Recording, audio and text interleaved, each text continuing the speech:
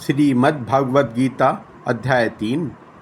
अर्जुन बोले, हे जनार्दन, यदि आपको कर्म की अपेक्षा ज्ञान श्रेष्ठ मान्य है तो फिर हे केशव, मुझे भयंकर कर्म में क्यों लगाते हैं।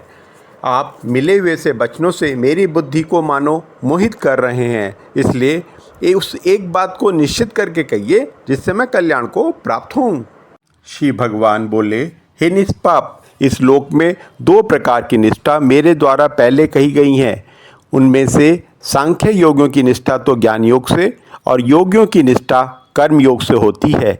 मनुष्य ना तो कर्मों का आरंभ किए बिना निष्कर्मता को यानी योग निष्ठा को प्राप्त होता है और ना ही कर्मों के केवल त्याग मात्र से सिद्धि यानी सांख्य निष्ठा को ही प्राप्त होता है। निसंदेह कोई भी मनुष्य किसी भी काल में क्षण मात्र भी बिना कर्म किए नहीं रहता, क्योंकि सारा मनुष्य समुदाय प्रकृति जनित गुणों द्वारा परवश हुआ कर्म करने के लिए बाध्य किया जाता है। जो मूढ़ बुद्धि मनुष्य समस्त इंद्रियों को हठपूर्वक ऊपर से रोककर मन से उन इंद्रियों के विषय में चिंतन करता रहता है, वह मिथ्याचारी अर्थात दंभी कहा जाता है। किंतु हे अर्जुन, जो पुरुष मन से इंद्रियों को बस में करके अनासक्त हुआ समस्त इंद्रियों द्वारा कर्म योग का आचरण करता है, वही श्रेष्ठ है। तू शास्त्र विहित कर्तव्य कर्म कर, क्योंकि कर्म ना करने की अपेक्षा कर्म करना श्रेष्ठ है तथा कर्म ना करने से तेरा शरीर निर्वाह भी नहीं सिद्ध होगा। यज्ञ के निर्मित किए जाने वाले कर्मों से अतिरिक्त दूसरे कर्मों में लगा हुआ ही यह मनुष्य समुदाय कर्मों से बंधता है। इसलिए हे अर्जुन, तू आसक्ति से रहित होकर उस यज्ञ के निर्मित ही भली भांति कर्तव्य कर्म कर। प्रजापति ब्रह्मा ने कल्प के आदि में यज्ञ सहित प्रजाओं को रचकर उनसे कहा कि तुम लोग इस यज्ञ के द्वारा वृद्धि को प्राप्त हो और यह यज्ञ तुम लोगों को इच्छित भोग प्रदान करने वाला हो। तुम लोग इस यज्ञ के द्वारा देवताओं को उन्नत करो और वे देवता तुम लोगों को उन्नत करें। इस प्रकार निस्वार्थ भाव से एक दूसरे को उन्नत करते हुए तुम लोग परम कल्याण को प्राप्त हो जाओगे। यज्ञ के द्वारा बढ़ाए हुए देवता तुम लोगों को बिना मांगे ही इच्छित भोग निश्चय ही देते रहेंगे। इस प्रकार उन देवताओं के द्वारा दिए हुए भोगों को जो पुरुष उनको बिना दिए स्वयं भोगता है वह चोरी है। यज्ञ से बचे हुए अन्न को खाने वाले श्रेष्ठ पुरुष सब पापों से मुक्त हो जाते हैं, और जो पापी लोग अपना शरीर पोषण करने के लिए ही अन्न पकाते हैं वे तो पाप को ही खाते हैं। संपूर्ण प्राणी अन्न से उत्पन्न होते हैं। अन्न की उत्पत्ति वृष्टि से होती है, वृष्टि यज्ञ से होती है और यज्ञ विहित कर्मों से उत्पन्न होने वाला है। कर्म समुदाय को तू वेद से उत्पन्न और वेद को अविनाशी परमात्मा से उत्पन्न हुआ ज्ञान, इसमें सिद्ध होता है कि सर्वव्यापी परम अक्षय परमात्मा सदा ही यज्ञ में प्रतिष्ठित है। हे पार्थ, जो पुरुष इस लोक में इस प्रकार परंपरा से प्रचलित षष्ठी चक्र के अनुकूल नहीं बरतता अर्थात अपने कर्तव्य का पालन नहीं करता, वह इंद्रियों के द्वारा भोगों में रमण करने वाला पपायु पुरुष व्यर्थ ही जीता है। परंतु जो मनुष्य आत्मा में ही रमण करने वाला और आत्मा ही में ही तृप्त और आत्मा में ही संतुष्ट हो, उसके लिए कोई कर्तव्य नहीं है। उस महापुरुष को इस विषय में ना तो कर्म करने से कोई प्रयोजन रहता है और ना कर्मों के ना करने से ही कोई प्रयोजन रहता है, तथा संपूर्ण प्राणियों में भी इसका किंचन मात्र भी स्वार्थ का संबंध नहीं रहता।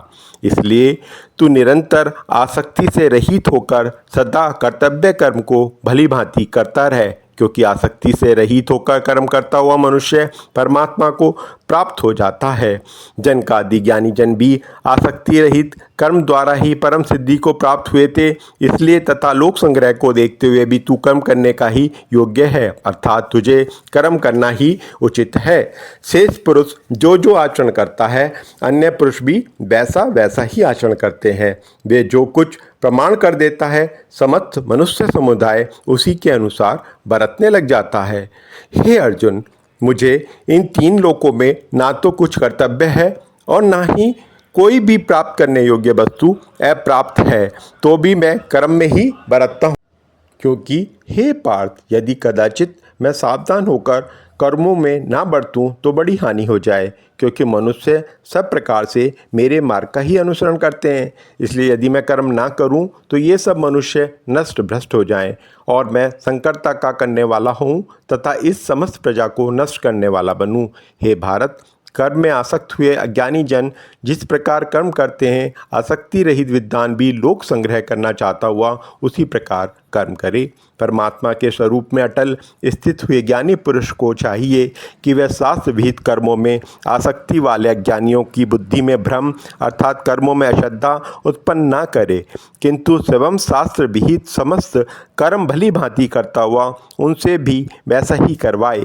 वास्तव में संपूर्ण कर्म सब प्रकार से प्रकृति के गुणों द्वारा किए जाते हैं, तो भी जिसका अंतःकरण अहंकार से मोहित हो रहा है, ऐसा ज्ञानी मैं करता हूँ ऐसा मानता है। परंतु हे महाभावों, गुण विभाग और कर्म विभाग के तत्व को जानने वाला ज्ञान योगी संपूर्ण गुण ही गणों में बरत रहा है, ऐसा समझकर उनमें आसक्त नहीं होता है।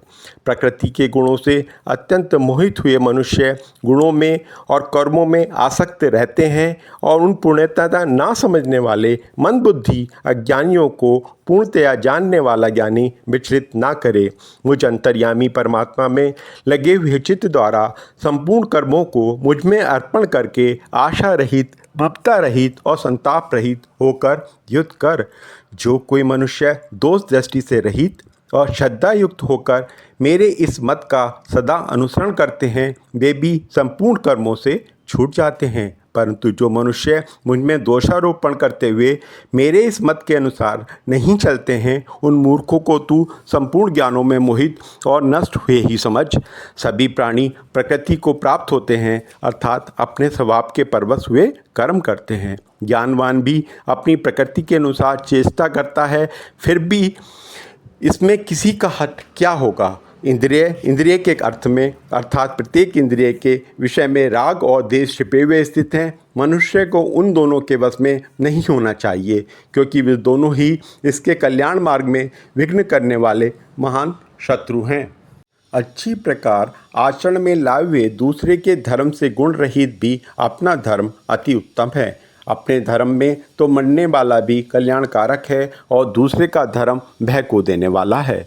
अर्जुन बोले, हे कृष्ण, तो फिर यह मनुष्य स्वयं ना चाहता हुआ भी बलात् लगाए हुए की भांति किससे प्रेरित होकर पाप का आचरण करता है। श्री भगवान बोले, रजोगुण से उत्पन्न हुआ यह काम ही क्रोध है। यह बहुत खोने वाला अर्थात भोगों से कभी ना घाने वाला और बड़ा पापी है। इसको ही तू इस विषय में बैरी जान।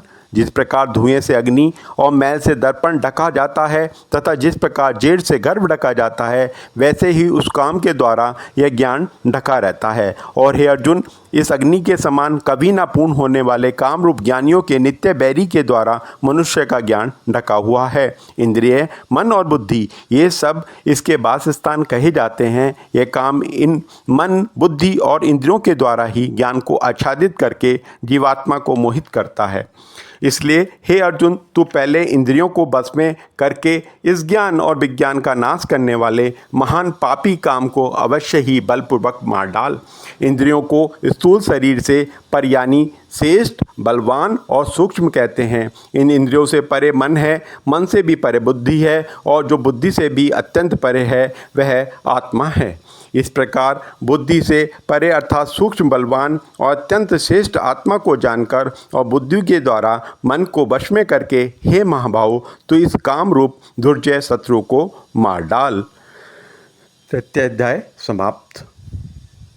श्री कृष्ण भगवान की जय। भक्तगणों, आपको अगर यह वीडियो अच्छी लगी हो तो इसका लिंक आप अपने सभी मित्रों को शेयर करें और मेरे इस चैनल को सब्सक्राइब करें। आपका बहुत बहुत धन्यवाद। प्रभु आपकी सारी इच्छाएं पूरी करे। धन्यवाद, धन्यवाद, धन्यवाद।